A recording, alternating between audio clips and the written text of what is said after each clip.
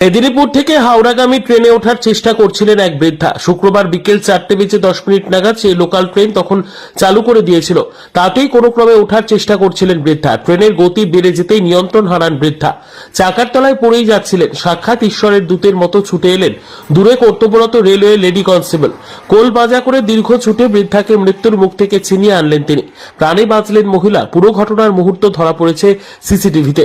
চাঞ্চল্যকর এই ঘটনাটি ঘটেছে মেদিনীপুর স্টেশনে শুক্রবার বিকেল 4:10 মেদিনীপুর হাওড়া ডাউন লোকাল ট্রেনে করে কোথাও যাওয়ার চেষ্টা করছিলেন ওই বৃদ্ধা।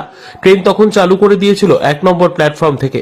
ওই বৃদ্ধা প্রাণপণে ওই ট্রেনে ওঠার চেষ্টা করছিলেন তিনি। যতই চেষ্টা করছিলেন ট্রেনের গতিও ততটাই বাড়ছিল, কিন্তু তিনি কোনোভাবে ট্রেনের বগির হাতল ধরে ফেলেছিলেন। শেষে ছুটতে না পেরে হাতল ধরা অবস্থাতে ভারসাম্য হারিয়ে ফেলেছিলেন বৃদ্ধা। এবার হয়তো চলন্ত ট্রেনের ফাঁকেই পড়ে যেতেন, তাহলে নির্ঘাত মৃত্যু ছিল। দূর থেকে বিষয়টা বুঝতে পেরে গিয়েছিলেন প্রত্যক্ষদর্শী এক লেডি কনস্টেবল এস বিশ্বাস। প্রচন্ড গতিতে ছুটতে ছুটতে এসে একেবারে কোলপাজা করে ধরে নেন বৃদ্ধাকে। কোলে করে কোনোভাবে ওই হাতল থেকে ছাড়ানোর চেষ্টা করেন বৃদ্ধাকে। ওই অবস্থাতে লেডি কনস্টেবল বৃদ্ধাকে ধরে ছুটতে থাকেন। অনেক পরে বৃদ্ধাকে ট্রেন থেকে ছাড়িয়ে নিতে সক্ষম হন।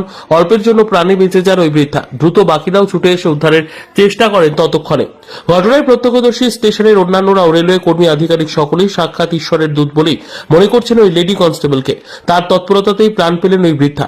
লেডি কনস্টেবল এস বিশ্বাস এর জন্যই অনেকটাই ধন্যবাদ জানিয়েছেন স্টেশনে উপস্থিত অন্যান্য যাত্রীরা। সাবাসী কুড়িয়েছেন রেলওয়ে আধিকারিকদের কাছ থেকেও।